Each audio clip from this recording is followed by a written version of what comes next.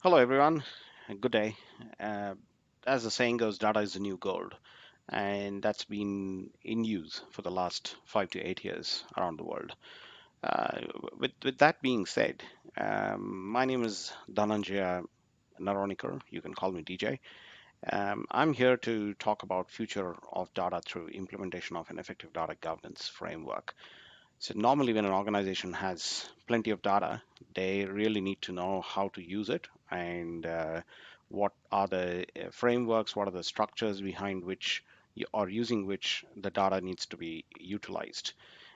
Else there can be significant repercussions or consequences for the organizations if they do not use the data properly.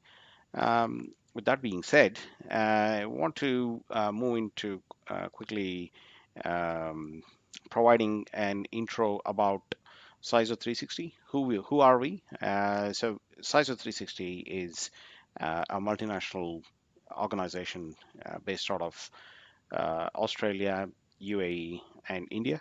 So we are basically focused around helping clients or providing unbridled data protection and cybersecurity advisory to the decision makers of the organization while ensuring the risks that impact the organizations are managed. So our vision is basically to help our clients develop and manage cybersecurity and data protection programs that supports all areas of the organization, thereby helping them manage privacy, cybersecurity, data protection, etc. That's us as such, and this is me as a speaker. I come with experience of close to 25 years and having worked in the technology strategy, cybersecurity, data governance domains for a long time. I am a board advisor for a lot of organizations globally, and I sit on several other boards, as you can see. I'm the president of IC Square Melbourne chapter. I'm the chapter advisory committee member for IC Square Global. I'm also the advisory board member for EC Council's Threat Intelligence Program, apart from being a mentor for several universities in Australia to help the students. So I have a background of being a CISO, virtual CISO, head of data governance for several large organizations across Australia, and my experience spreads out across several geographies globally, including Europe, US, Middle East, South Asia, and Australia. Um, some of the qualifications and that I possess, basically that helps me understand and get through uh, the requirements of the industry.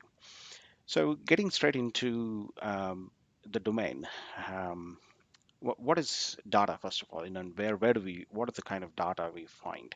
So there's primary source of data and secondary source of data. So primary source of data is where it can be, example is social data, that we ourselves, if we have social media profile, if we have any kind of official social media platforms, that can be the source of primary data. Then also the mobile data.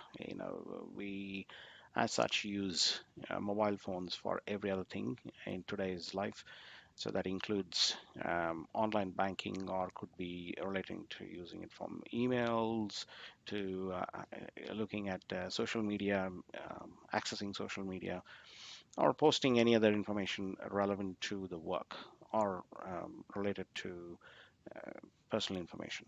So that's the primary source of data. The secondary source of data is offline data, which basically we are not totally in control of. Let's say we have been using Google Maps for a while and we stop using it, but still it's running in the background. There are plenty of apps that run in the background of your phone.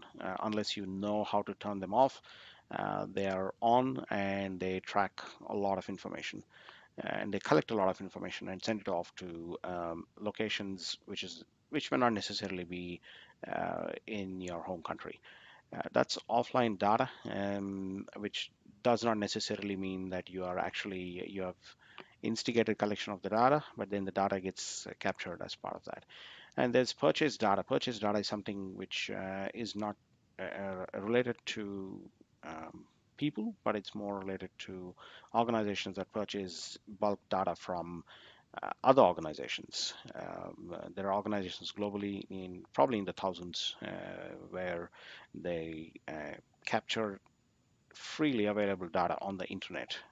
Things like, if you put information on LinkedIn, or any other social media platform, all the data is publicly available, and these companies mine this data, or they capture this data and further on sell it to interested parties who want to buy this data. And then there's website data. There's obviously things like cookies and trackers on website, and also when you fill out forms on the website and other things. So that's like website data. If you have to download a report, you fill out a form and you download a report. So that's like website data, which is again comes in a part of a secondary data source.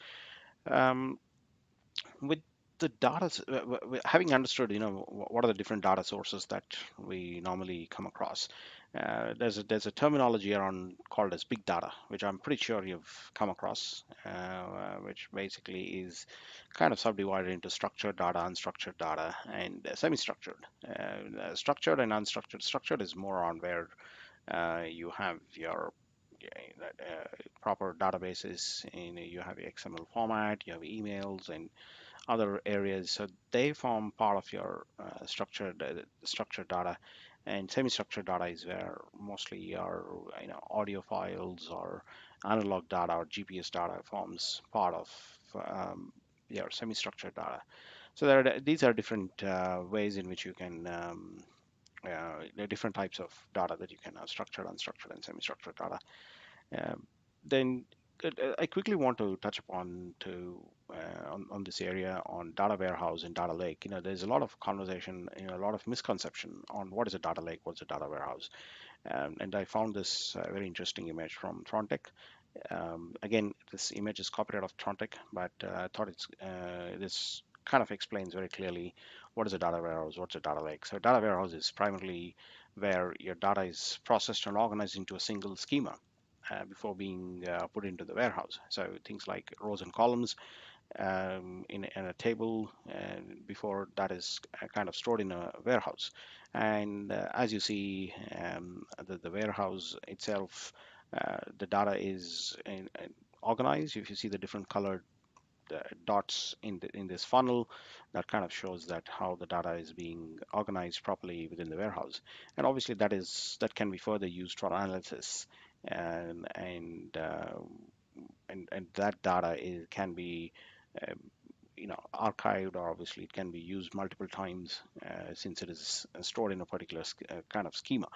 Then you do have unstructured data, which is primarily your content of a data lake. A data lake normally doesn't need to have data structured in tables, that is rows and columns. You can have raw and unstructured data, things like your if it's a call center, there are phone recordings, or if there are images being captured, screenshots being captured in a loan processing center. Um, all that can fall under unstructured data. As you see here, through this funnel, you see this jumbled dots, different colors. And in the warehouse, you saw that it was all properly organized as a schema. Here you find it pretty much jumbled, and it can be pretty messy if it's not managed. So the data lake can pretty much turn into a data swamp if a data lake is not architected and managed properly. So what happens in a data lake is, obviously you can carry out analysis similar to a warehouse, but then the data it needs to be selected and organized and properly modeled and used by the data scientists for the purpose of analysis. So that's a bit of understanding on what's a data warehouse and what's a data lake. Um, Getting into the definition of data governance itself, why do we need data governance basically? We understood what is data warehouse, what is a data lake. So data governance itself is basically it's organizing a framework for establishing the strategy, objectives, and policy for effectively managing corporate data. I say corporate data here because um, personal data, you're not really worried about how the personal data is structured, and you don't need to put a framework together to for your personal data. You don't need to worry about a policy for effectively managing your personal data. You don't need to establish a strategy how you're going to use your personal data. So mainly, data governance is a concept that is heavily applicable in the corporate domain. The other thing that I also want to draw the attention is, as with other frameworks and other standards, the data governance framework is mainly revolves on processes, policies, and technology, people, process, and technology, basically, and and how we manage and ensure the availability, usability, integrity, consistency, auditability, and security of the data. So these are key words here in terms of usability, integrity, availability, consistency, auditability, and security. These form pretty critical. When you say security, you think of, oh, data breach. You think of security incidents, or when you think of integrity, you think of the accuracy of data. So we'll get to those things, why it's important. So jumping into what does a normal data governance framework look like?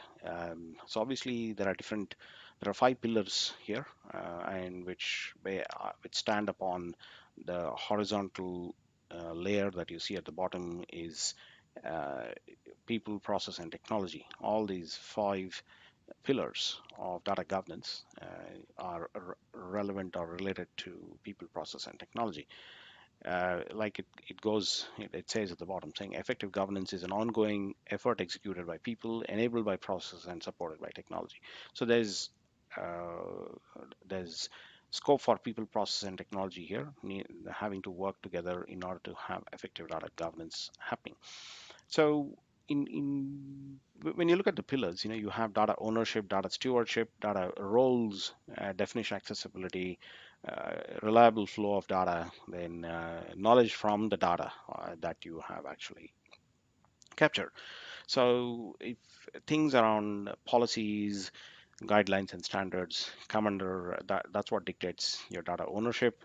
Your data quality forms a very important pillar.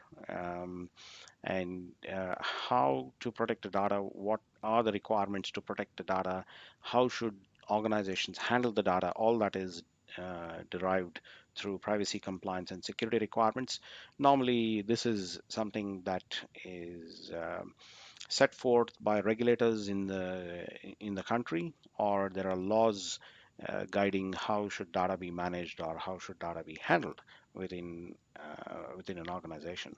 Then obviously there's the architecture bit, data architecture bit that talks about how to have reliable flow of data across the organization. There's no point having data if it can't be accessed by the right people at the right time. So for that to happen, a reliable flow of data should happen seamlessly. And for that purpose, having an effective data architecture is very critical.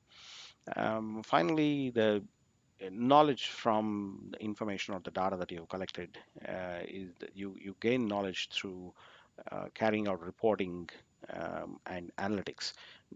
Large organizations, if you take bank for example, it has data scientists, and the data scientists normally perform analytics and insights on the data, and reports are generated using which business is able to define new ways of making dollars, or making profit for the organization. And that's where the terminology that I coined in the beginning, I mentioned in the beginning, eh, data is the new gold.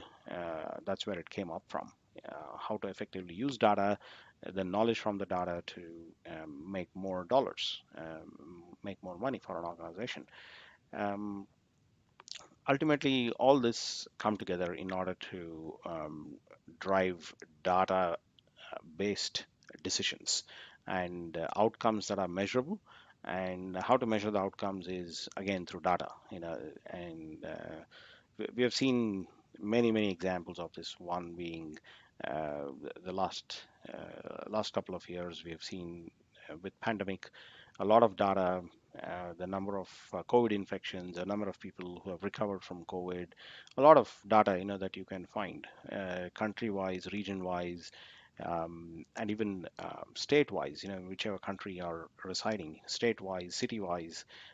So that's how um, different organizations globally, including WHO, or your individual countries' health officials, that's how they have driven the strategy on how to manage and contain the spread of the virus and other things.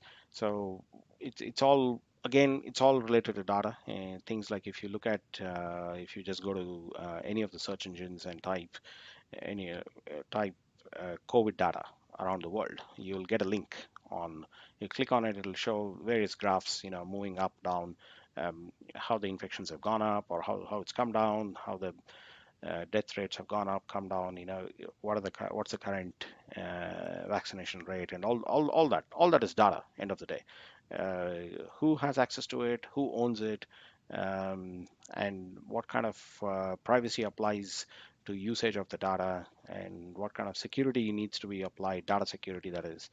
All that is defined as part of the having having an effective data governance framework in place. So, I want to take an example of data use cases. Normally in large organizations, uh, data use cases play a massive role. And when I say data use cases, I want to take an example here. If you take a bank as an example, a bank normally has um, tie-ups with other third-party institutional clients. It could be an airlines, for that matter. Bank may issue a credit card that is linked to an airlines. So if you actually use the credit card, you get points, points from the airlines. So, and that's just an example. And so if you take that as an example, so there's different data sources that that we can think of, which the organizations can use, which the banks can use, structured and unstructured data. They have data scientists who carry out analysis, the analytics through developing various data models, and then they arrive at insights on what is the best way to offer services to offer services to its customers.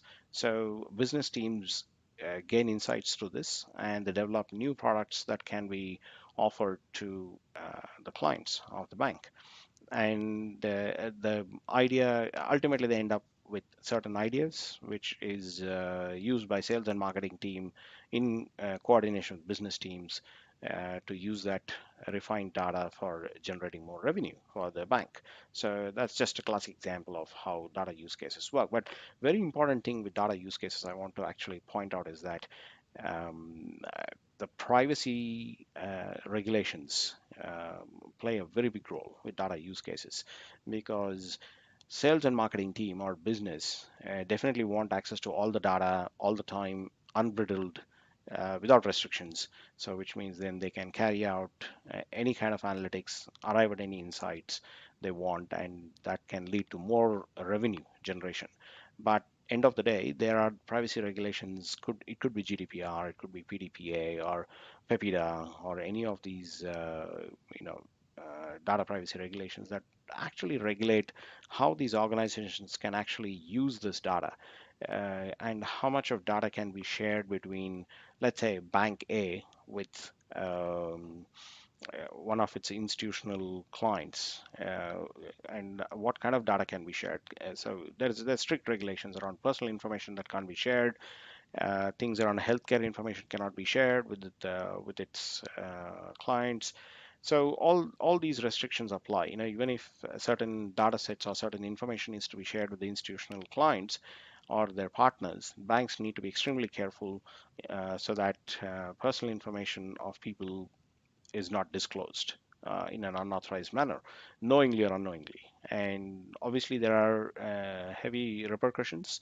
There's consequences for organizations that don't follow these regulations. So we have seen in the case of Facebook, or we have seen in terms of Google or any of the other large organizations who end up using who end up using personal information of people and arriving at certain conclusions or uh, carrying out analytics and arriving at insights in an unauthorized manner. They have all been fined heavily by several regulators around the world.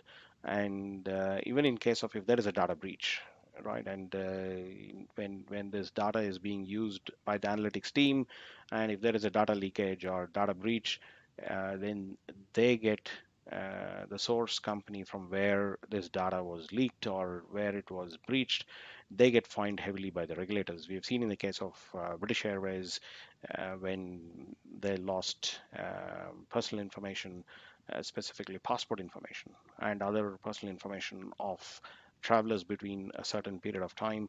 Um, they were fined almost, I think, 20 million euros by the regulators. So similar to that, and the fines can be pretty heavy, depending on the size of the organization and how much their revenue turnover is. With that being said, it's very important for organizations to think about data risk, and the higher the likelihood of a risk occurring, the higher the consequence can be, depending on what is the value of the data. So it is very important for organizations to think about data risk overall, and that way they are able to manage and mitigate any kind of risks around handling storage, handling retention or disposal of data collection, retention, storage, usage, and disposal around these things. So very critical from a data governance point as well to have visibility on data risk. With that being said, if you have any questions, do post in the comments and I'll try to get back to you with answers around data governance itself or around the various pillars of data governance, how it all comes together, and how do organizations need to work on pulling a data governance framework together. So you can, obviously my coordinates are there at the bottom of the screen, as you can see. You can email me, you can reach out to me on Twitter, or you can even um, uh, get in touch with me through LinkedIn. And I'm happy to take any of your questions in the comment section, or feel free to email me or reach out to me on LinkedIn. Thank you very much for your time today. Have a good day.